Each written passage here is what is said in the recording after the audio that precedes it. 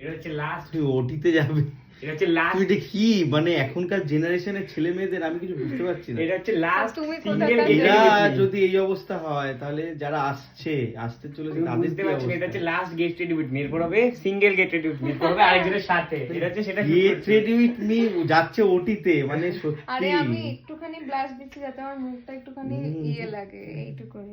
একটুই কি লাগে মানে একটু তুমি আরে আমার ছেলে মেয়ে বেরিয়ে দেখবে এই না যে যে- তুমি বেরিয়ে আর্টিফিশিয়াল লুকটা না না দেখা তার আগে মুছে ফেলবো। আচ্ছা শাড়ির ফেসবুকের যে বাজার, সেখানে তুমি একটা নতুন ট্রেন্ড এনেছো, সেটা হচ্ছে পটলি খোলার। খোলার। হুম। হ্যাঁ, এটা একদম মানে 100% সত্যি, আমি নিজে তার সাক্ষী। এবং প্রথম থেকে আমি আরো বারণ করতাম দূর এটা কে করে, হ্যাঁ।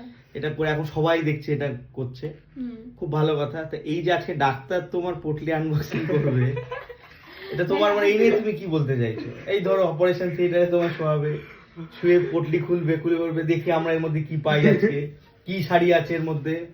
তাহলে তো শাড়ি বলবে না তাহলে। ওই তো কি আছে, এই যে দেখুন, এরকম করে বলবে, আমাকে দেখাবে তখন।